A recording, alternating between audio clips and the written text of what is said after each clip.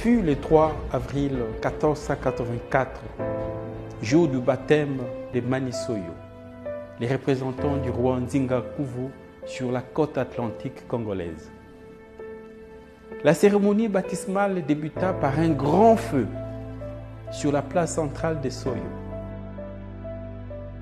À la demande expresse des missionnaires baptistères portugais, Manisoyo ordonna que soient brûlées toutes les statuettes mystiques, tous les masques et bâtonnets sacrés, tous les colliers et bracelets bienfaiteurs, toutes les figurines protectrices, toutes les reliques de la spiritualité Congo.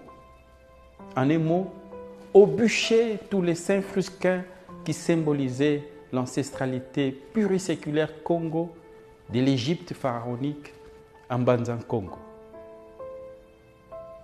Tout brûla.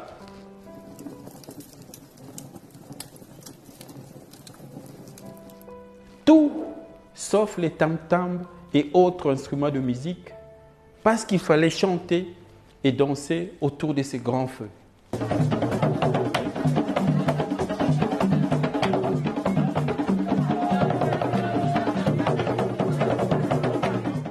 Ces jours-là, les conquistadors européens installèrent malicieusement la suprématie de leur civilisation dans tous les coins et recoins de nos consciences, après nous avoir suggéré l'incinération ontologique de notre civilisation. Dès le lendemain de ces cruels jours du 3 avril 1484, les Mapata, qui étaient les savants et les érudits du royaume Congo, sont brusquement devenus des sorciers. Les Nganga Kisi, qui étaient nos médecins d'alors, sont devenus des féticheurs.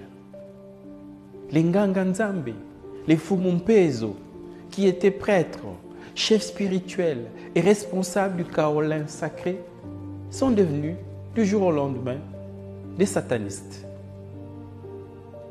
Les Nganga Mayele, qui étaient nos intellectuels, nos éducateurs et nos enseignants, sont devenus des êtres malfaisants.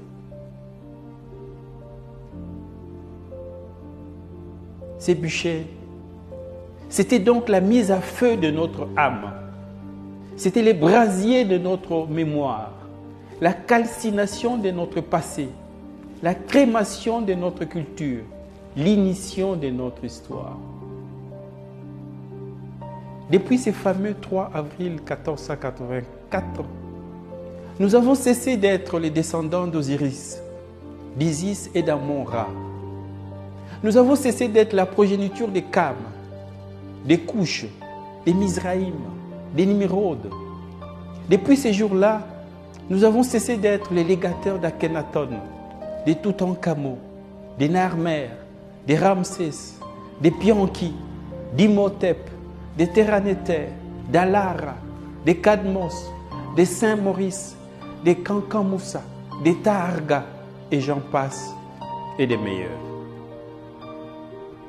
Voilà nos illustres ancêtres de l'Égypte pharaonique, de la Nubie, des Méroé, des Napata, qui ont été le premier au monde à avoir pratiqué l'agriculture, l'élevage et l'architecture le long du Nil. Ils ont écrit le premier texte sacré monothéiste de l'histoire humaine, ainsi que le texte des pyramides. C'est toujours eux, nos ancêtres de Kemet, qui ont inventé les sciences, la philosophie, la médecine, les calendriers, les arts, l'écriture, l'ésotérisme spirituel, la religion monothéiste. Dépouillés de notre ancestralité égyptienne et nubienne, nous voici devenus un peuple sans père, sans repère, sans mémoire, sans passé. Un peuple tombé depuis dans la mésestime de soi, dans le mépris de soi. Or, manquer d'estime de soi et de confiance en soi, c'est se croire inférieur aux autres, c'est-à-dire devenir une proie facile pour l'esclavagisme.